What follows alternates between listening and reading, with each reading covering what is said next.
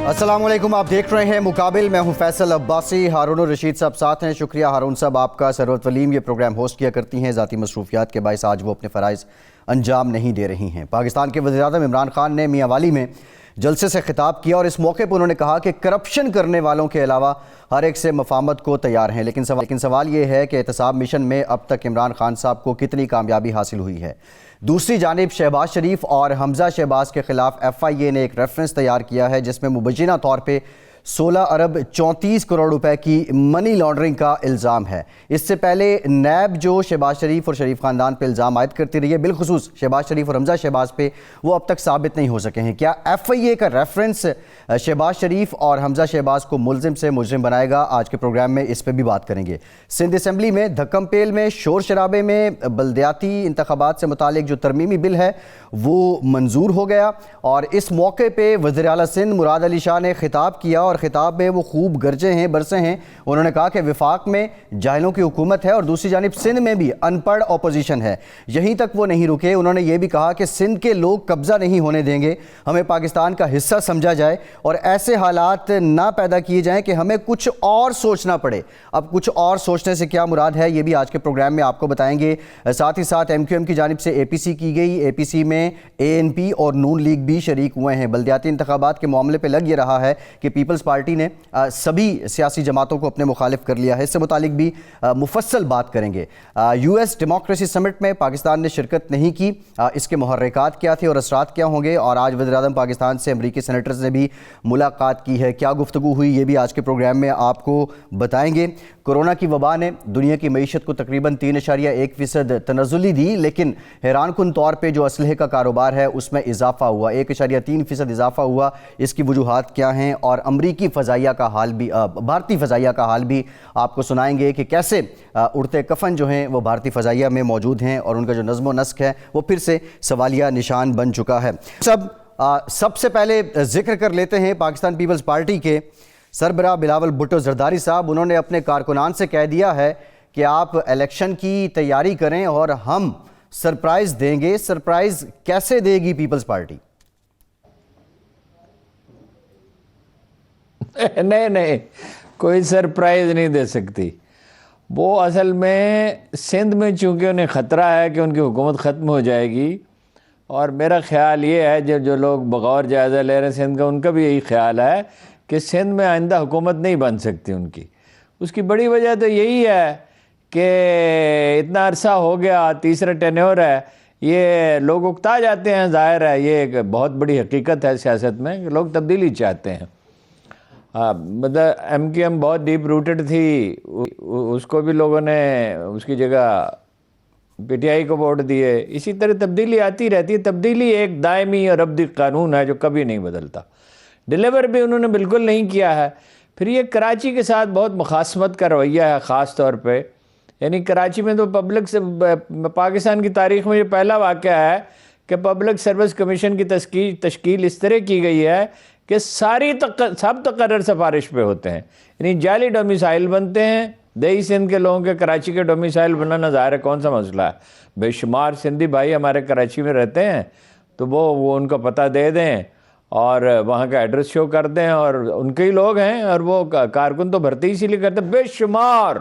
बेशुमार सरकारी मुलाजमतें दी जाती हैं जिसका बोझ तो सरकारी ख़जाने में पड़ता है और वो दी इसलिए जाती हैं कि लोगों को मुलाजमतें दी जाएं। इलेक्शन जीतने के लिए पुलिस अफसर भी इसी नुक्ता नज़र से लगाए जाते हैं, डिप्टी कमिश्नर भी इसी नुक्ता नज़र से लगाए जाते हैं।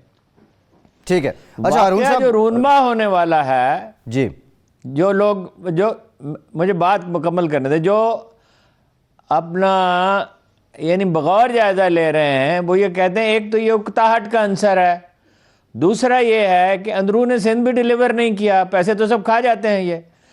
तीसरी बात यह कि कराची को तो बिल्कुल कैदी बना के रखा है। बल्दियाती अदारों को कोई ना इख्तियारात देते हैं ना फंड्स देते हैं। 90% बजट वहाँ से हासिल होता है, कराची से टैक्स 90% वहाँ से होता है और उसमें 50 अरब रुपए से ज़्यादा खर्च नहीं करते, 5-10% खर्च करते हैं। और दही सिंध के भी जो मंसूबे हैं उसमें भी आधा तो तकरीबन खा लिया जाता है। अब वो उन्हें ख़तरा है, अब नई मर्दमशुमारी होने वाली है, اور نئی مردم شماری ہو گئی تو کراچی کی سیٹیں بہت زیادہ بڑھ جائیں گی. اندازہ یہ ہے کہ 2 گنا سے کچھ ہی کم ہوں گی جتنی اس وقت ہیں.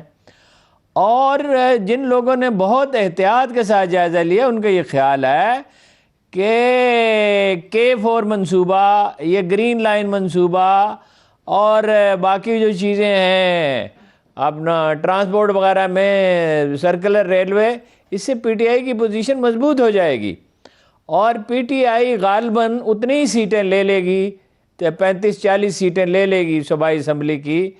اور ایم کیو ایم بھی ظاہر ہے کچھ نہ کچھ بہتر پرفارمنس کا مظاہرہ کرے گی. پچھلی دفعہ تو اچانک ان پہ آ پڑی تھی. اور اندرون سندھ بھی توقع کر رہے ہیں پی ٹی آئی کے لیڈر کے کچھ سیٹیں نکال لیں گے، نہیں تو جی ڈی اے بہرحال نکالے گی. پچھلی دفعہ تو ان کو تھپکی دی گئی تھی اور ان کا احتساب نہیں کیا گیا تھا. اس دفعہ تو رعایت دینا انہیں مشکل ہوگا، اس لیے رعایت دینا اس لیے مشکل ہوگا کہ عوامی موڈ خراب ہے، بہت کچھ بھی نہیں ملا لوگوں کو. تعلیم ٹھیک نہیں ہے، اسپتالوں کا برا حال ہے، کتے کے کاٹے کی ویکسین نہیں ہے، تھر پارکر میں حالت بے حد خراب ہے، دیہی سندھ غربت کی لوٹ مار کی علامت بن چکا ہے. تو یہ اس سے خوف زدہ ہیں. اور مراد علی شاہ جو وہ آپ ذرا کلپ تو دکھائیں مراد علی شاہ کا. جی میں ذرا ہارون صاحب اس طرف مراد علی شاہ صاحب نے یہ کہا ہے کہ سندھ پر قبضہ نہیں ہونے دیں گے اور ایسا نہ ہو کہ ہمیں کچھ اور سوچنا پڑے. اب اور سوچنا پڑے سے مراد کیا ہے؟ پہلے یہ ذرا دیکھیے ایگزیکٹلی انہوں نے کیا کہا، پھر آگے بات کرتے ہیں. جو لسانیت شروع کی گئی ہے کہ قبضہ نامنظور، یہ صوبائی اسمبلی سندھ جو ہے یہ کیا قبضہ کرا ہوا ہے سندھ پہ؟ صوبائی اسمبلی میں ہم میجورٹی میں ہیں. اس صوبے کے لوگوں نے ہمیں الیکٹ کیا، نہ صرف ایک بار الیکٹ کیا، جب سے پاکستان پیپلز پارٹی بنی ہے ہر وقت پاکستان پیپلز پارٹی نے سب سے زیادہ ووٹ لیے اور سب سے زیادہ ممبرز آئے. اور اس پہ کہتے ہیں قبضہ کہ سندھ کے لوگوں پہ کیا تم چاہتے ہو اسلام آباد سے آگے قبضہ ادھر جو کہ تم لوگ چاہ رہے تھے ابھی کرنے کے لیے؟ یہ سندھ کے لوگ یہ قبضہ نہیں ہونے دیں گے. ہاں ہم پاکستان کا حصہ ہیں، ہمیں پاکستان کا حصہ سمجھو. ایسے حالات نہیں پیدا کرو کہ لوگ کچھ اور سوچنا شروع ہوں، اور آپ ایسے حالات پیدا کر رہے ہیں. ہارون صاحب، سندھ کے لوگ قبضہ نہیں ہونے دیں گے، ہم پاکستان کا حصہ ہیں، ہمیں پاکستان کا حصہ سمجھو. ایسے حالات پیدا نہیں کرو کہ لوگ کچھ اور سوچنا شروع ہو جائیں. مراد کیا ہے اس سے؟ دیکھیے قبضہ تو کیا ہوا ہے انہوں نے، اور جو لسانیت کی یہ بات کر رہے ہیں کراچی میں تو اب لسانیت کی وہ نوعیت رہی نہیں ہے. لسانیت تو یہ خود پھیلاتے ہیں، یعنی بھٹو صاحب بھی پھیلاتے تھے، اس میں کوئی شبہ ہی نہیں ہے. ان کی سندھی تقریروں کا ریکارڈ نکال لیں سندھی اخبارات میں سے، اس میں ان کا لہجہ اور ہوتا تھا، دوسری جگہ اور ہوتا تھا. پنجاب کی اور دوسرے صوبوں کی مڈل کلاس کو اور غریب طبقے کو انہوں نے انسپائر کیا کہ میں ظلم کا خاتمہ کروں گا، جاگیرداروں کا ظلم ختم کروں گا، صنعت کار کی زیادتی مزدور کے ساتھ ختم کروں گا. لیکن یہ غلط کہہ رہے ہیں کہ میجارٹی ملی تھی.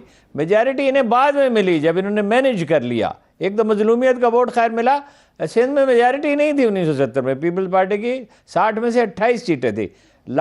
پنجاب میں زیادہ 2/3 میں اکثریت تھی ان کی، یہاں پنجاب سے زیادہ ووٹ ملے تھے. لیکن رفتہ رفتہ جیسے اشکار ہوتا گیا کہ یہ دراصل بنیادی طور پر سندھی پارٹی ہے، جیسے نون لیگ بنیادی طور پر پنجاب کی پارٹی ہے. تو لسانیت کو تو یہی فروغ دے رہے ہیں. باقی یہ جو کہہ رہے ہیں کہ کچھ اور سوچیں گے، یہ تو صاف بالکل واضح ہے، علیحدگی کی تحریک چلانے کی دھمکی دے رہے ہیں. اور یہ نہایت مضحکہ خیز اور احمقانہ بات ہے، اور انہوں نے نہیں کہا، یہ اصل میں زرداری صاحب نے کہا ہے. یہ چونکہ ڈر رہے ہیں کہ 2 سال کے بعد ان کا پونے 2 سال کے بعد بہت برا وقت شروع ہونے والا ہے. یہ الیکشن کافی امکان ہے اس کا، یہ الیکشن نہیں جیت سکیں گے.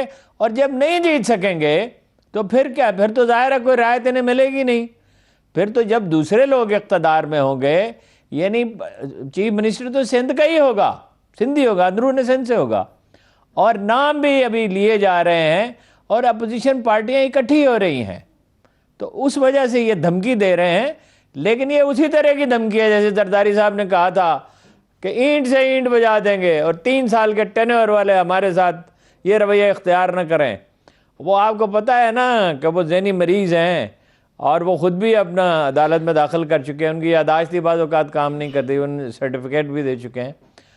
تو دوہری شخصیت ہے ان کی، حالت ان کی ویسے خراب ہے. آپ کو پتہ ہے 2 ہاتھوں سے بڑی مشکل سے پیالی وہ اٹھاتے ہیں چائے کی، اور قیادت اپنے پاس رکھنا چاہتے ہیں. ہارنے کا خطرہ ہے اس لیے دھمکی دے رہے ہیں. مگر وہ پھر اس کے بعد بھاگ گئے تھے کہ اینٹ سے اینٹ بجانے کی دھمکی دے کے, اور پھر ملے ہی نہیں تھے. مطلب یہ کسی سے اپنی پارٹی کے لوگوں سے بھی پھر بیرون ملک رہے, پھر معافی مانگ کے واپس آئے تھے. تو یہ اصل میں یہ دھمکی دے رہے ہیں اس لیے کہ سارا سندھ ان سے اکتایا ہوا ہے, دیہی سندھ بھی اکتایا ہوا ہے. ان کے ساتھ کون سی بھلائی کیا؟ یعنی بجائے اس کے کہ ان کی تعلیمی حالت بہتر بنائیں. سندھ کا وزیر تعلیم یہ کہتا ہے کہ 1 لاکھ ٹیچر ایسے ہیں, 1 لاکھ جو خود پڑھ لکھ نہیں سکتے, جو ربانی سے عبارت نہیں پڑھ سکتے, میتھ نہیں پڑھا سکتے, انگلش نہیں پڑھا سکتے, اور بہت سے تو جاتے ہی نہیں ہیں, گوشت ملازم ہیں, جعلی ملازم ہیں, صرف تنخواہ لیتے ہیں, اور ورکر اسی لیے بھرتی کرتے ہیں. مگر اس دھمکی کا کوئی اثر نہیں ہوگا, اس کا کوئی نتیجہ نہیں نکلے گا. پنجاب میں کچھ نہیں ملے گا. بلدیاتی الیکشن میں ممکن ہے جنہیں پی ٹی آئی ٹکٹ نہ دے اور نون لیگ ٹکٹ نہ دے تو کچھ لوگ جو انڈیویجول انفلوئنشیل ان کا ٹکٹ لے لیں کہ چلو 5-10% ووٹ یہ بھی ہیں. پنجاب میں کچھ ان کا مستقبل نہیں ہے, اور بے نظیر نہیں کر سکی تو یہ کیا کر سکتے ہیں. اور سندھ کی جب تصویر کشی ہوگی پنجاب میں اور پورے ملک میں, میڈیا جب کرے گا اور سوشل میڈیا بھی کرے گا, تو یہ کیسے جیت سکیں گے؟ یہ بٹرنس نہیں دیکھ رہے آپ, ان کی باڈی لینگویج نہیں دیکھ رہے, یہ رو کیوں رہے ہیں؟ کوئی جیتنے والا بھی روتا ہے. اچھا ٹھیک ہے ہارون صاحب, بلدیاتی انتخابات آپ نے ذکر کیا, یہ بلدیاتی انتخابات کے معاملے پہ ترمیم کر کے تقریباً سبھی جماعتوں کو مخالف کر لیا ہے پیپلز پارٹی نے, ایون کہ ایم کیو ایم کی اے پی سی میں مسلم لیگ نون اور اے این پی نے بھی شرکت کی ہے. یہ پریشر کچھ کام آئے گا اپوزیشن کے اور نظر ثانی کرنی پڑے گی پیپلز پارٹی کو, یا پھر یہ اسی طرح معاملہ چلے گا؟ میں نہیں کہہ سکتا نظر ثانی کریں گے یا نہیں کریں گے, کیونکہ پوزیسو بہت ہیں, ریجڈ بہت ہیں مزاجن, اور یہ سمجھتے ہیں شروع سے ان کے مزاج میں یہ ہے کہ بھائی سندھ پہ ہر حال میں, کراچی سے تو ایک طرح کی نفرت کرتے ہیں یہ, اس لیے کہ بھائی کبھی ایسا ہوا ہے کہ اتنی بڑی آبادی ہے اس کی اور 90% ٹیکس وہ پے کرتے ہیں, تو وہاں کے کسی آدمی کو ملازمت نہیں ملے گی, وہاں رد عمل پیدا ہو رہا ہے. تو میں نہیں کہہ سکتا ان کا مزاج اس طرح کا ہے, یہ کچھ اختیارات دیں گے اور یہ بھگت لیں گے بلدیاتی الیکشن میں. تو نہیں آنے والی میری حکومت جو ہے, میرا اندازہ یہ ہے کہ وہ اختیارات دے گی. اور جمہوریت ہے کیا؟ اور جمہوریت ہے ہی بلدیاتی ادارے, اس لیے کہ یہ تو سارا سرمایہ اندرون سندھ لے جاتے ہیں اور وہاں بھی کھا پی جاتے ہیں. اور بلدیاتی اداروں کے اختیارات ہونے چاہیے. گلی محلے کا آدمی سمجھتا ہے. ترقی کب ہوئی کراچی میں؟ کراچی کی پوری 75 سال کی 74 سال کی تاریخ میں نعمت اللہ خان کے دور میں ترقی ہوئی, مصطفیٰ کمال کے دور میں ترقی ہوئی, سب سے زیادہ نعمت اللہ خان کے دور میں ہوئی. 1.5-2 ارب روپے سے ترقیاتی بجٹ کوئی 37-38 ارب تک پہنچ گیا. تو یہ کوئی تاریخ میں اسی کوئی نظیر ہی نہیں ہے. اسی طرح مصطفیٰ کمال کے دور میں ہوئی ترقی ہوئی, پارک بنے, انڈر پاسز بنے, اوور ہیڈ بریجز بنے. پیپلز پارٹی کے دور میں تو کوئی کام نہیں ہوا, سڑکیں ٹوٹی ہوئی ہیں, برا حال ہے, کوڑا نہیں اٹھا سکتا ہے. یہ تو بلدیاتی اداروں کا کام ہے نا. تو وہ میرا خیال ہے یہ تو نہیں دیں گے اختیارات, نئی حکومت دے گی. جی ہارون صاحب, نون لیگ کی کچھ بات کر لیتے ہیں. رانا ثناء اللہ صاحب نے کہا ہے کہ سلیکٹڈ کو لانے والے اب اس کو اتارنے کے لیے ہماری مدد کریں. یہ بیان سے زیادہ ایک التجا لگ رہی ہے, لیکن وہ جو آئین کی پاسداری کا ڈھول پچھلے 3-4 سال سے نون لیگ پیٹ رہی ہے, کیا وہ اسی طرح سلسلہ جاری رہے گا, وہ ڈھول پیٹا جائے گا, یا یہ التجا جو ہے یہ زیادہ مستند اور کارگر ہوگی؟ دیکھیے بات یہ ہے, یہ ڈر رہے ہیں, یہ خوف زدہ ہیں. ان کا خیال یہ ہے کہ یہی صورتحال رہی. یہ جو اوورسیز پاکستانی کو ووٹ کا حق دے دیا گیا, ڈلیور تو عمران خان نے کچھ نہیں کیا, نہ ایف بی آر کو ٹھیک کیا, نہ پولیس میں اصلاحات کی, نہ عدلیہ. دیکھیں نا 120ویں نمبر پر, کتنی شرمناک بات ہے. اور لوگ کہتے ہیں کہ جی اس میں خان صاحب کا کیا قصور ہے. بھائی 1000 جج کم ہے, وہ کس نے فراہم کرنے ہیں, مجسٹریٹ سے لے کے تو ہائی کورٹوں تک, اور فنڈز کس نے دینے ہیں, اور ججوں کے انتخاب کے طریقہ کار کو کس نے بہتر بنانا ہے, ان کی تربیت کس نے بہتر بنانی ہے, بے شمار مسائل ہیں. تو وہ حکومت کے بغیر, تو میری موجودگی میں موجود تھا وہاں پہ, نتیش کمار نے ان کو بریفنگ دی تھی. وہاں عدالتی نظام بہتر ہوا. بر صغیر کی پوری تاریخ میں نتیش کمار کے دور میں بہار میں جتنا عدالتی نظام بہتر تھا کبھی نہیں تھا. ان کو بتایا کیسے ججوں سے مذاکرات کیے، کیسے پولیس افسروں کی حاضری یقینی بنائی، کیسے تفتیش بہتر بنائی. کیا تو عمران خان صاحب نے بھی کچھ نہیں، لیکن ان سے بھی کوئی توقع نہیں ہے. پھر نواز شریف پہ بھارت نوازی کا جو الزام ہے اور اس کے قرائن اور شواہد بھی موجود ہیں، اس کی وجہ سے یہ خوفزدہ ہیں اوورسیز پاکستانی سے ووٹوں کی وجہ سے. عمران خان بھی بالکل ناکردہ کار ہیں، مگر ان سے بھی کوئی امید نہیں ہے. تو اب یہ التجا کر رہے ہیں اسٹیبلشمنٹ سے، حالانکہ بالکل سادہ بات ہے. نون لیگ کے ووٹ بہت ہیں ویسے پنجاب میں اگر یہ کام کریں، لیکن کام نہیں کرنا چاہتے نا. کوئی منصوبہ ان کے پاس جامع ہے نہیں، تجاویز نہیں ہے، تبدیلی لا نہیں سکتے. لوگ ان کو آزما چکے ہیں. اگر یہ کام کریں اور یہ بتائیں کہ معاشی بحالی پاکستان کی کیسے ہوگی، سی پیک کی رفتار کیا ہوگی، امریکہ سے تعلقات کیا ہوں گے، کشمیریوں پہ مظالم کی مذمت کریں. نواز شریف صاحب بالکل نہیں کرتے، مریم بالکل نہیں کرتی، باقی بھی برائے وزن بیعت کرتے ہیں. تو مطالبہ تو یہ ہونا چاہیے فیئر اینڈ فری الیکشنز، جو کبھی نہیں ہوئے پاکستان میں. 70 کے بھی نہیں ہوئے، 70 کے نتائج تسلیم نہیں کیے گئے. کبھی کوئی فیئر اور فری مکمل آزاد الیکشن پاکستان میں ہوا ہی نہیں ہے. تو اس پہ زور دیں اور کام کریں تو نون لیگ جیت سکتی ہے پنجاب میں. اور پنجاب میں جیت جائے تو 60% حکومت تو پنجابی ہے نا، اور 56%. تو اس کے پریشر میں اگر یہ جیت رہی ہو تو اس کے پریشر میں سندھ کے کچھ خاندان ساتھ مل جائیں گے اور بلوچستان کے کچھ سردار ساتھ مل جائیں گے، حکومت بنا سکتے ہیں. لیکن ہمت ٹوٹ چکی ہے نا، کشتیاں ٹوٹ چکی ہیں ساری، اب لیے پھرتا ہے دریا ہم کو. جی ہارون صاحب، خان صاحب آج میاں والی گئے اپنے آبائی علاقے میں، حلقے میں، اور انہوں نے کہا کہ سب سے مفاہمت کرنے کو تیار ہوں ماں سوائے ان کے کہ جنہوں نے کرپشن کی، اور کرپشن والوں کو نہیں چھوڑوں گا. ایک اور ڈیولپمنٹ بھی ہوئی ساتھ ہی ساتھ کہ جو ایف آئی اے کا تقریباً 16 ارب 34 کروڑ روپے کی منی لانڈرنگ کا جو الزام ہے شہباز شریف اور حمزہ شہباز صاحب پہ، وہ ریفرنس تیار ہے. احتساب مشن میں خان صاحب نے اب تک کیا پایا، کیا کھویا؟ اور دوسرا، نیب تو حمزہ شہباز اور شہباز شریف کو تو ملزم سے مجرم نہیں بنا سکی. کیا ایف آئی اے کا یہ ریفرنس کچھ ایسا کر سکتا ہے کہ وہ مجرم ہو جائیں؟ دیکھیں نا، اکٹھے 4-5 سوال نہ کریں. دیکھیں گزارے یہ ہے کہ خان صاحب نے اس میں کچھ نہیں پایا، کھویا ہی کھویا ہے. وہ سارا وقت اپنی تمام انرجی اسی پہ لگاتے رہے، اسی پہ ورکروں کو موٹیویٹ کرتے رہے، اسی پہ اپنے ووٹروں کو موٹیویٹ کرتے رہے، اسی پہ ان کی توجہ رہی ساری. لیٹ وہ دفتر جاتے ہیں اور جلدی واپس آ جاتے ہیں. صحت اب ان کی ویسی رہی نہیں ہے، کام میں یکسوئی نہیں ہے، فوکس ان کا برائے نام رہ گیا ہے، مشیر انہوں نے برے منتخب کیے ہیں. تو اس سے انہوں نے کیا حاصل کیا؟ ملک میں امن اور استحکام چاہیے. وزیر اعظم کا کام نہیں ہے احتساب کرنا اور نعرے لگانا. یہ ایف آئی اے کی تشکیلیں نہ کرتے، نیب کی تو کوئی ضرورت ہی نہیں ہے، اور اس کی تشکیلیں نہ کرتے، اس میں اچھے افسروں کو لاتے اور ان سے کہتے کہ بھئی کوئی لحاظ مربت کسی کے نہ کریں. اور خسرو بختیار کا بھی احتساب ہوتا تو لوگوں کو احتساب پہ یقین آ جاتا. اور بے امنی رہی، بے یقینی رہی، اور اپوزیشن کی بھی یہی کوشش ہے، بے امنی رہے، بے یقینی رہے، اور اس کے نتیجے میں معاشی ترقی کا عمل رک جاتا ہے. ظاہر ہے ایک وقت میں سینکڑوں پرائرٹیز پہ کام نہیں ہو سکتا، اور ظاہر ہے کہ احتساب واحد چیز نہیں ہے. احتساب بہت اہم ہے لیکن واحد چیز نہیں ہے.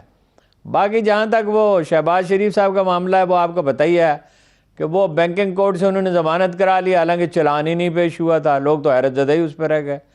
اور وہ اپنا ایف آئی اے کا موقف یہ ہے کہ جو اسپیشل کورٹس ہیں ایف آئی اے سے متعلق، کرپشن سے متعلق، وہ سماعت کرے گی.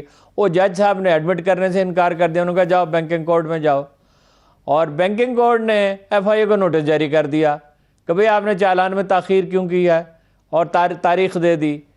یہ تو کوئی پراسرار معاملہ ہے. دیکھیے اس میں تو کوئی شبہ ہی نہیں ہے کہ بھئی ٹرانزیکشنز ہوئی ہیں. 17,000 تو ایسی ہیں جس کے وہ ثبوت بھی ہے، وہ پیش کر رہے ہیں. اور اندازہ یہ ہے کہ 25,000 ٹرانزیکشن ہوئی ہیں. آفس بوائے ہیں، چپراسی ہیں، کلرک ہیں. وہ 25,000 روپے ان کے پاس کہاں سے آ گئے؟ اس کا کوئی جواب تو دے نا. جیسے پیپل پارٹی والے آج تک اس بات کا جواب نہیں دے سکے. کوئی 50 سال گزرنے کو آئے، 40 سال، کہ بھائی وہ کہتے ہیں کہ بھٹو نے قتل نہیں کرایا تھا احمد رضا قصوری کے باپ کو. کس نے کرایا تھا؟ آپ کی حکومت رہی ہے. آپ 40 سال میں قاتل کو نہیں ڈھونڈ سکے. ویسے تو بے نظیر کے قاتل کو بھی نہیں یہ ڈھونڈ سکے. تو بات یہ ہے کہ وہ تو پرائم فیشیا بظاہر تو یہ ہے، باقی فیصلہ تو عدالت کا ہی ہوگا، کہ کرپشن تو ڈٹ کے کی ہے شہباز شریف صاحب نے اور ان کی اولاد نرینہ نے، اسی لیے بھاگے ہوئے بھی ہیں ان کے ایک صاحبزادے، اور وہی ان کے پاس کلید انہی کے پاس تھی، تفصیلات وہی ڈیل کرتے تھے ان چیزوں کو۔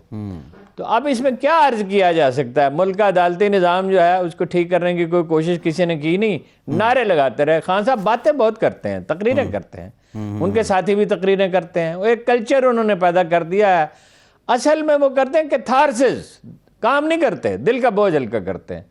تو اس معاملے میں کیا عرض کیا جا سکتا ہے؟ تاریخ پہ تاریخ پڑھتی رہتی ہے، چھٹی والے دن حمزہ کی ضمانت ہو جاتی ہے۔ نواز شریف صاحب نے تو اپنی ضمانت کی درخواست خود واپس لی تھی جب انہیں خطرہ تھا کہ مجھے نقصان پہنچے گا۔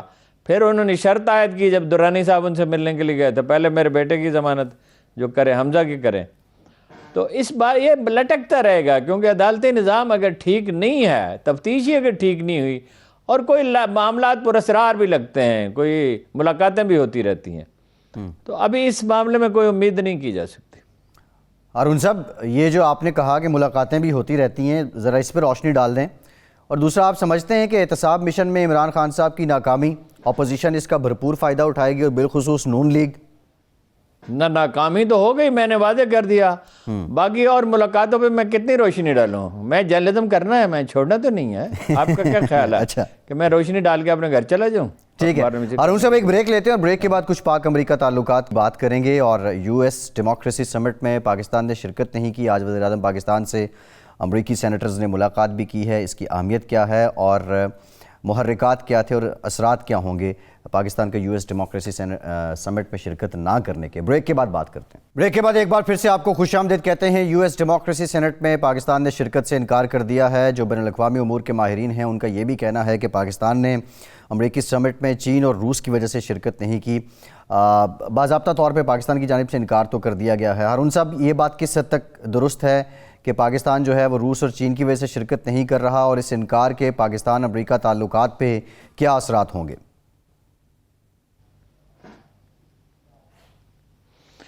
پہلے وہ میں بات مکمل کر لوں سندھ والی۔ دیکھیے، سندھ کارڈ بھٹو صاحب بھی استعمال کرتے تھے، سندھی اخبارات کا ریکارڈ نکال کے دیکھیں، زرداری صاحب بھی استعمال کرتے رہے ہیں، بلاول بھی کرتا ہے، مراد علی شاہ کو انتہائی متعصب آدمی سمجھا جاتا ہے، اور وہ وہاں چونکہ ڈیلیور نہیں کر سکے۔ اندرون سندھ غربت جو ہے اندرون یعنی بلوچستان کے علاوہ سب سے زیادہ غربت اندرون سندھ میں ہے، بہت بری حالت، بہت ہی بری حالت ہے، اور کرونا کے بعد جو مہنگائی کی لہر آئی ہے اس میں حالت اور بھی زیادہ خراب ہو گئی۔ وہ نفرت جب ان کے خلاف پیدا ہوتی ہے تو اس کا رخ یہ پنجاب کی طرف موڑتے ہیں اور وفاق کی طرف موڑتے ہیں، دراصل پنجاب ہی کی طرف، اس لیے کہ ان کے پاس کوئی جواز تو نہیں ہے، تعصبات کی آگ بھڑکا کر اس سے فائدہ اٹھانے کی کوشش کرتے ہیں۔ مثلاً یہ کہتے ہیں کہ پنجاب پانی چوری کرتا ہے، بالکل کوئی، یہ کہتے صرف الزام لگاتے، سبسٹنشیٹ نہیں کرتے۔ پانی ان کو ان کے حصے سے زیادہ ملتا ہے، بجٹ بھی زیادہ ملتا ہے۔ 1800 ارب روپے ملے ہیں پچھلے 3 سال میں، تو وہ کدھر گئے پیسے؟ وہ اس کا حساب کتاب تو یہ نہیں دے سکتے۔ پانی چوری ہوتا ہے شمالی سندھ میں، اوپر والا حصہ جو ہے وہ پانی چوری کرتا ہے اور جنوبی سندھ کو نہیں ملتا، اور یہ سندھی جاگیرداروں کا ایک کلب ہے پیپلز پارٹی۔ جاگیردار کے فائدے کے لیے دیکھیے، یہاں 1800 روپے آپ نے گندم کی قیمت رکھی، انہوں نے 2000 روپے کیوں رکھی؟ اس لیے کہ جاگیردار کو فائدہ پہنچانا ہے۔ آپ کو بتایا ہے کہ یہ ہر پولیس افسر، ہر ڈپٹی کمشنر، ہر سرکاری ملازم کا تقرر اس نقطہ نظر سے کرتے ہیں کہ الیکشن جیتنے میں مدد دے، لیکن ایک حد ہوتی ہے، خلق خدا اب ان سے تنگ آئی ہوئی ہے۔ اب آپ کا دوسرا سوال کیا تھا؟ جی سر، یو ایس ڈیموکریسی سمٹ میں پاکستان کی عدم شرکت، بین الاقوامی ماہرین یہ کہتے ہیں کہ روس اور چین کی وجہ سے بھی پاکستان شرکت نہیں کر رہا، یہ تاثر کس حد تک درست ہے، اور اس شرکت نہ کرنے کے پاک امریکہ تعلقات پہ کیا اثرات ہوں گے؟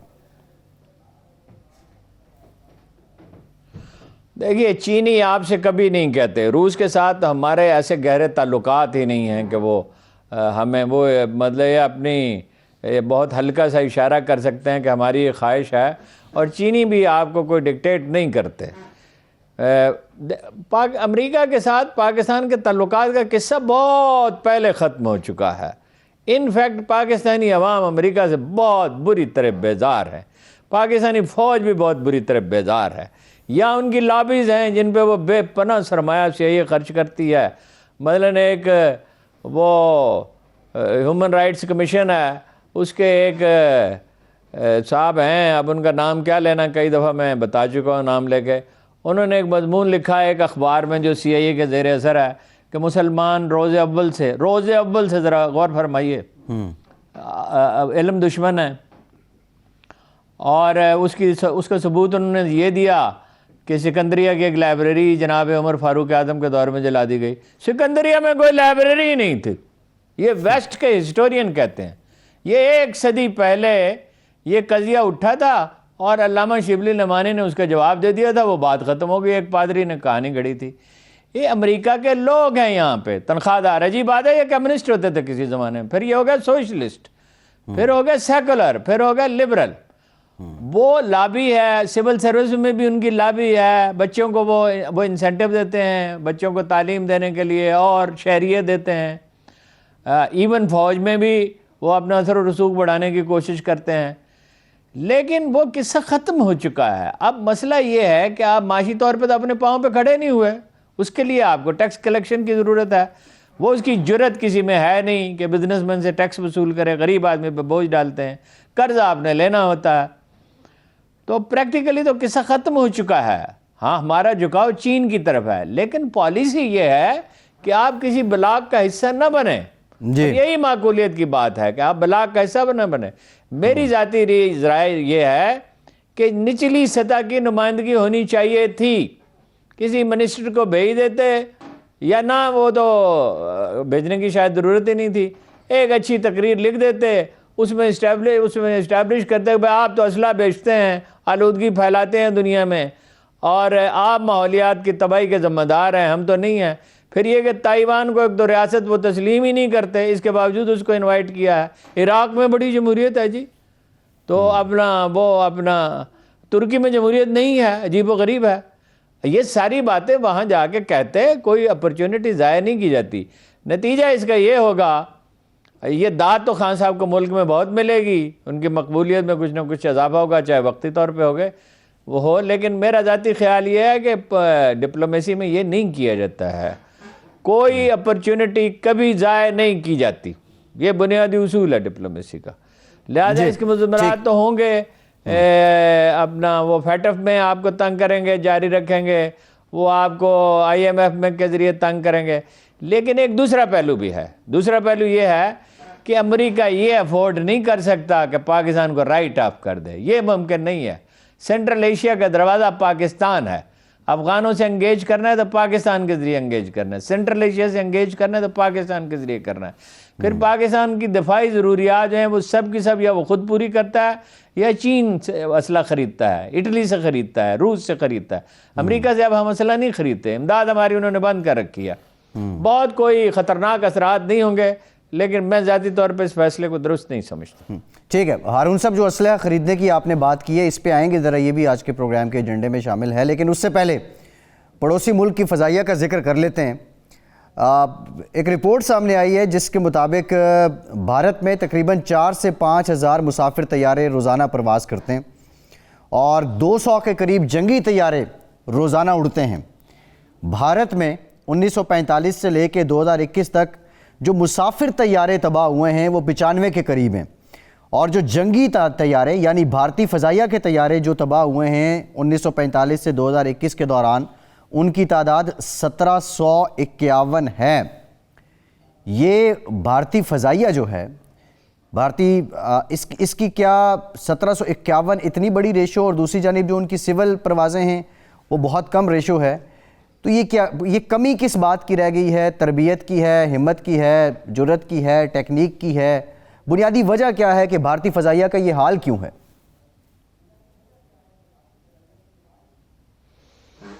آپ کے علم میں ہوگا کہ پاکستانی پائلٹ دنیا میں سب سے بہتر سمجھے جاتے ہیں. پاکستان میں تربیت بھی بہت اچھی ہے. سیکنڈ بیسٹ سمجھے جاتے ہیں اسرائیلی. مثلا F-16 پہ ایک اسرائیلی پائلٹ 2 سال میں تربیت اپنی مکمل کرتا ہے, پاکستانی پائلٹ 9 مہینے میں کرتا ہے. ابھینندن والا قصہ آپ کے سامنے ہے، اور جو انہوں نے سو کال سرجیکل سٹرائکس کی سی 2019 میں، اس کا نتیجہ بھی آپ کے سامنے ہے. یعنی 6 جگہ پہ جا کے دن کی روشنی میں بم برسا کے واپس آ گئے اور کچھ وہ کر نہیں سکے. اور ایک جھوٹی کہانی گھڑی اپنے لوگوں کو مطمئن کرنے کے لیے کہ F-16 ان کو تسلی تشفی کے لیے، ان کی دلجوئی کے لیے کہ ایک F-16 گرا دیا. وہ ساری دنیا کہتی ہے، فارن ایجنسی میگزین سمیت جو سب سے معتبر ادارہ ہے اس معاملے میں سمجھا جاتا ہے، کہ کوئی F-16 طیارہ نہیں گرائے گا. آپ کے سوال کا جواب تو آپ کے سوال ہی میں موجود ہے. 4000 طیارے نہیں ویسے اڑتے، 4 سے 5000 فلائٹس ہوتی ہیں، اسی طرح 2000 فلائٹس ہوتی ہیں جنگی طیاروں کو. تو یہ جو آپ نے فگر بتائے ہیں، یہ سادہ سا حساب سے 150 گنا، 150% نہیں، 150 گنا زیادہ نقصان ہے. تو بالکل واضح بات ہے، پائلٹ کی تربیت اچھی نہیں ہے، اور وہ موٹیویٹڈ نہیں ہے، اور وہ اپنا ظاہر ہے غلطیاں کرتا ہے. طیارے بھائی یہ عام طیارے نہیں، وہ جو ہرکولیس طیارہ ہے C-130 ہرکولیس طیارہ، وہ تو گرتا ہی نہیں. وہ کہیں بھی آپ کھیتوں میں اتار سکتے ہیں، آپ اس کو کسی بھی جگہ سڑک پہ اتار سکتے ہیں، کہیں بھی زمین ناہموار ہو اس پہ بھی اتار سکتے ہیں. وہ 2 واقعات ہوئے ہیں جب سے وہ طیارہ بنا ہے، تو یہ اپنا 1/3 طیارے گرا چکے ہیں آلریڈی. تو اس سوال کا جواب تو بالکل واضح ہے. بات یہ ہے بے دلی پائی جاتی ہے بھارتی فوج میں. چینیوں نے بہت پیٹا انہیں، ان کی ایک فتح ہے جو دراصل فتح نہیں ہے مشرقی پاکستان میں. وہ 16 گنا آرمی کے ساتھ، جب کہ مکتی بانی اس کے علاوہ تھی اور سوویٹ امداد اس کے علاوہ تھی، 3 بڑے فیکٹر تھے. ہماری فوج تھی کل 31000، یہ کہتے 95,000 93,000 جنگی قیدی، بس وہ سویلین تھے بھائی. جو فیکٹری اونرز تھے، جو انجینئر تھے، جو ڈاکٹر تھے، جو بزنس مین تھے، جو لوگ وہاں نہیں رہنا چاہتے تھے، ان کو بجائے بھیجنے کے انہیں جنگی قیدی بنا لیا. تو 16 گنا فوج کے ساتھ جب اندر شورش برپا ہو اور مقامی آبادی ناراض ہو، اس کا ایک بڑا حصہ ناراض ہو، پولیٹیکل سائنس کا اصول یہ ہے 20% لوگوں پر پرووک کر کے آپ حکومت نہیں کر سکتے. تو شیخ مجیب الرحمان کو وزارت عظمیٰ اس وقت ملنی چاہیے تھی، اور وہ خود ایکسپوز ہو جاتا. وہ تو فتح تو کوئی فتح ہے نہیں. وہ تو جو ان کا سب سے بڑا ٹاپ ایکسپرٹ ہے پراوین سوامی، وہ یہ کہتا ہے کہ پاکستان کو شکست نہیں دے سکتا انڈیا، کسی بھی نہیں دے سکتا، اور اس محاذ پہ تو وہ کبھی ہمیں شکست نہیں دے سکے. تو وہ فوج میں آپ کو پتا خودکشی کے واقعات ہوتے ہیں انڈین آرمی میں، ڈی موٹیویٹڈ ہے.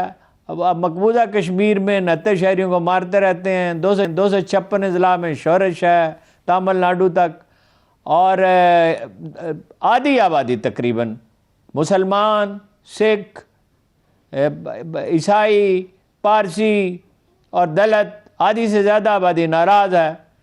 تو ایک بے دلی کی وہاں فضا ہے. آرمی میں خودکشی کے بہت واقعات ہوتے ہیں، پاکستان میں ایک واقعہ بھی نہیں ہوتا کبھی. کوئی ایک واقعہ کبھی ہوا ہوگا کوئی، اور وہاں سیاچن میں زبردستی بھیجے جاتے ہیں انڈین آرمی آفیسرز.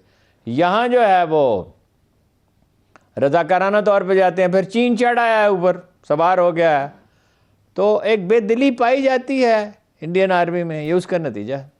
ٹھیک ہے ہارون صاحب، ایک بریک لیتے ہیں، بریک کے بعد واپس آئیں گے. تو کورونا کی وبران دنیا بھر کی معیشت تقریباً 3.1% اس میں کمی آئی، اور جو اسلحے کا کاروبار ہے اس میں 1.3% اضافہ ہوا ہے.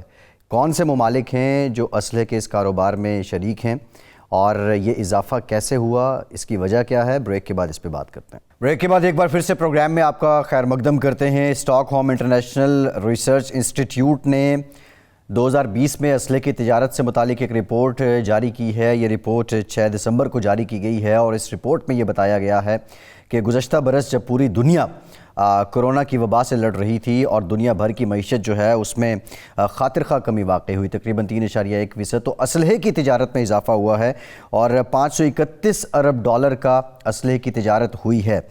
جبکہ پاکستان کے سالانہ GDP کو دیکھا جائے تو تقریباً یہ $300 ارب کے قریب بنتا ہے. اور رپورٹ میں جو 100 بڑی اسلحہ ساز کمپنیاں ہیں اس میں اس کا ڈیٹا شامل ہے. ہارون صاحب، ایک جانب دنیا بھر کی معیشت کولیپس کی کرونا کی وجہ سے، لوگوں میں خوف تھا، جان کا خوف بھی تھا، کاروبار بھی ڈوبے، لیکن اسلحے کی تجارت میں اضافہ ہوا اور اس میں پھر سے امریکہ جو ہے وہ سر فہرست ہے، اس کا جو شیئر ہے وہ تقریباً 54% بنتا ہے۔ کیا کچھ کاروبار ایسے ہوتے ہیں کہ جن پہ کسی وبا کا، کسی حالت کا کوئی اثر نہیں ہوتا، یا یہ جان بوجھ کے ایک لابی ہے دنیا بھر میں کہ جن کے لیے لازمی ہے کہ ان کا اسلحہ بکے؟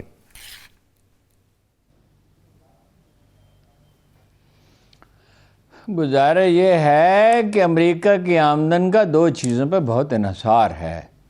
ایک تو، اور وہ ان کا میڈیا اور ان کی سفارتکاری اور سیاست وہ بھی اس میں ہیلپ فل ہوتی ہے، لیکن اسلحہ بیچتے ہیں نا وہ تو۔ جو وہاں پہ کرونا پھیلا اس کی ایک بڑی وجہ یہ تھی کہ اسلحہ ساز فیکٹریوں کو استثناء دے دیا گیا تھا، کیونکہ وہ سمجھتے ہیں کہ معیشت مضبوط ہے، ایک لحاظ سے ٹھیک سمجھتے ہیں، تو وہ مسلط بھی کرتے ہیں بعض اوقات۔ مثلاً انہوں نے سعودی عرب کو جو اسلحہ دیتے، سعودی عرب کی تو فوج ہی 29-30 ہزار ہے کل، تو وہ دنیا کا سب سے بڑا بائر کیسے ہو گیا؟ وہ تو اس کی مینٹیننس بھی نہیں کر سکتے، وہ تو پاکستان سے لوگ جاتے ہیں وہ مینٹیننس کرتے ہیں، انہوں نے کوئی جنگ لڑی نہیں ہے اور مستقبل قریب میں بھی اس کا کوئی امکان نہیں ہے۔ خدا نخواستہ سعودی عرب پہ حملہ ہوا تو پاکستانی لڑیں گے جا کے، اور دل و جان سے لڑیں گے، اور ترک لڑیں گے، وہ تھوڑی لڑیں گے۔ تو وہ تو اسی رپورٹ میں یہ بھی ہے کہ $2.5 ارب رشوت کے طور پہ دیے گئے ہیں۔ میرا خیال ہے یہ رشوت والا فگر صحیح نہیں ہے، $2.5 ارب نہیں، بہت زیادہ پیسے اس پہ دیے جاتے ہیں۔ تو اس کو تو کہا ہی جاتا ہے یہ یعنی ملٹری انڈسٹریل کمپلیکس، اور وہ اثر انداز ہوتا ہے۔ وہی امریکہ کی سیاست جو ہے وہ ایسی شفاف نہیں ہے جیسی اخبارات میں نظر آتی ہے، وہ اثر انداز ہوتا ہے، تیل کمپنیاں اثر انداز ہوتی ہیں۔ اسلحہ تو ظاہر ہے دنیا بھر میں جنگیں ہوں گی، ویسے جنگ جیتی کوئی نہیں امریکیوں نے آج تک، نہ ویتنام میں جیتی، نہ افغانستان میں جیتی، نہ عراق میں جیتی، نہ لیٹن امریکہ میں کوئی جنگ جیتی۔ تو اسلحہ بکتا رہے گا اور جنگیں ہوتی رہیں گی، اسلحہ بکتا رہے گا تو ہی ان کا ظاہر ہے اس سے ملازمتیں پیدا ہوتی ہیں، ان کی دولت میں اضافہ ہوتا ہے، اس میں تعجب کی کوئی بات نہیں ہے۔ ٹھیک ہے ہارون صاحب، ایک اور واقعہ جو پنجگور میں پیش آیا، 5 لوگوں کی جو لاشیں وہاں سے ملیں اور پھر اس کے بعد ایک تنظیم نے اس کی ذمہ داری بھی قبول کی۔ غم شدہ افراد کے بارے میں بہت واویلا ہوتا ہے، یہ واقعہ دیکھ کے آپ کو کیا لگتا ہے؟ آپ کی رائے میں اس کی حقیقت کیا ہے اور ایسے واقعات پیش کیوں آ رہے ہیں؟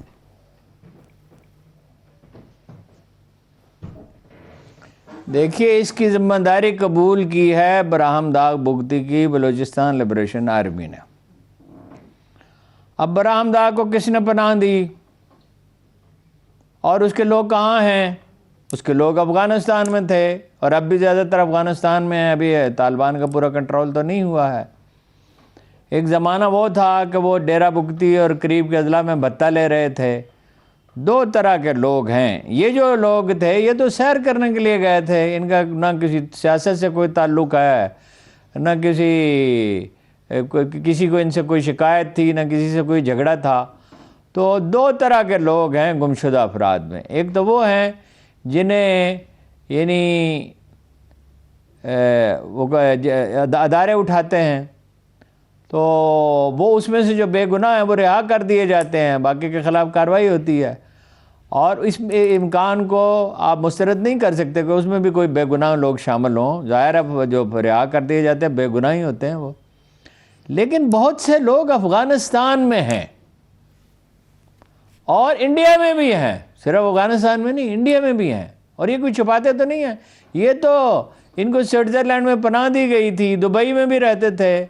جنرل راحیل شریف نے جا کے مذاکرات کیے MI6 کے سربراہ سے، اور اس نے تو قسم ہی کھا لی ایک دفعہ، تو MKM کے معاملے میں بھی اور ان کے معاملے میں بھی جھوٹی قسم کھا گیا MI6 کے سربراہ کہ ہم تو مدد نہیں کر رہے۔ تو یہ لاپتہ افراد جو ہیں یہ کئی طرح کے ہیں، کچھ اپنی مرضی سے افغانستان گئے ہیں، کچھ کو یہ زیادہ تر لوگوں کو یہ لے کے گئے ہیں، اور کچھ لوگ وہ ہیں جنہیں قانون نافذ کرنے والے ادارے لے جاتے ہیں۔ تو اس سے بالکل واضح ہوتا ہے کہ معاملے کی نوعیت وہ نہیں ہے۔ اچھا، اس کا اتنا زیادہ چرچا کیوں ہوتا ہے، یہ تاثر کیوں دیا جاتا ہے؟ دیکھو، ان کی مائیں بہنیں جو ہیں وہ بھائی وہ تو روتے ہیں، انہیں ظاہر ہے رونا ہی ہے، کس کا بھائی غائب ہو گیا۔ اب وہ چاہے افغانستان میں ہے اور چاہے اس کو قانون نافذ کرنے والے ادارے لے گئے، ظاہر ہے وہ تو روئیں گے ہی۔ اس کو امریکی لابی اٹھاتی ہے۔ یہ جو این جی اوز ہیں یہ صرف یہ نہیں ہے کہ اس کا بیبیلا کرتی ہیں، اس میں اخبار نویس بھی شامل ہیں، اور آؤٹ آف پروپورشن اس کو بڑھا چڑھا کے پیش کیا جاتا ہے۔ مثلاً وہ ایک صاحب تھے جن کی بیگم صاحبہ میں نام نہیں لینا چاہتا، بہت مدتوں تحریک چلاتی رہیں، تو ہم نے اس کا پتہ کیا تو پتہ چلا انہیں معلوم تھا کہ وہ افغانستان گئے امریکیوں سے لڑنے کے لیے، پاکستانی طالبان کے ساتھ، لیکن بہرحال وہ تحریک چلاتی رہتی تھی۔ اور ظاہر لوگوں کو ہمدردی تو ہوتی ہے، ہمدردی کے جذبات ابھارتے ہیں، مقصد پاکستان میں بے یقینی قائم رکھنا ہے۔ ٹھیک ہے۔ اچھا ہارون صاحب، کچھ ذرا ادارہ جاتی مسائل پہ بھی بات کر لیتے ہیں۔ Drug regulatory authority of Pakistan, sir اس کا کیا ہے مسئلہ؟ آپ بارہا ان پہ الزام بھی عائد کرتے ہیں، کیا آپ کی کہیں جو نشاندہی آپ کر رہے ہیں اس کو سنا گیا؟ اور اس پہ کچھ کردار ہیں، اختر حسین صاحب ہیں، عاصم رؤوف صاحب ہیں، عبید اللہ صاحب ہیں، فخر الدین عامر صاحب ہیں، ان کی باہمی رنجش کیا ہے؟ ادارے کی پرفارمنس پہ یہ کس طرح اثر انداز ہو رہے ہیں؟ اور یہ لوگ زیادہ طاقتور ہیں یا محکمہ صحت یا وزیر صحت زیادہ طاقتور ہے، فیصل سلطان صاحب زیادہ طاقتور ہیں؟ ان کی کوئی باہمی رنجش نہیں ہے۔ اگر یہ باہمی رنجش کا تاثر دیتے ہیں تو یہ غلط کرتے ہیں۔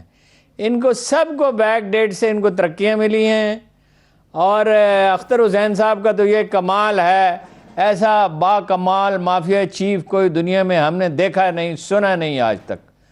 یعنی یہ 200-250 سال کے مافیاز کی تاریخ ہے جو امریکہ سے اور اٹلی سے ہوتی ہے، لندن میں بھی تھی، تو ہر کہیں دنیا میں مافیاز ہوتی ہیں، روس میں بھی بن گئی تھی جب افراتفری پھیلی ہے، کمیونسٹ پارٹی کا اقتدار ختم ہوا ہے۔ ایسا مافیا چیف ہم نے دیکھا سنا ہی نہیں آج تک۔ 2001 میں بھی اس کی ڈیتھ ہو گئی، 2004 میں بھی ڈیتھ ہو گئی، اس کا ڈیتھ کا سرٹیفکیٹ جمع کرا دیا گیا عدالت میں کہ وہ تو فوت ہو گیا۔ تو جب فوت ہو گیا تو انکوائری بند ہو گئی، پھر وہ زندہ ہو گیا، پھر وہ ملازمت پہ بھی بحال ہو گیا، 2004 میں دوسری دفعہ فوت ہو گیا، پھر وہ ملازمت پہ بھی بحال ہو گیا۔ اب آپ دیکھیے کہ عدالت نے اسلام آباد ہائی کورٹ نے اسے برطرف کر دیا ہے، کابینہ میں اس کا معاملہ زیر غور ہے، وہاں بھی برطرف کر دیا گیا، تنخواہ اس کے باوجود وہ لے رہا ہے۔ وجہ کیا ہے؟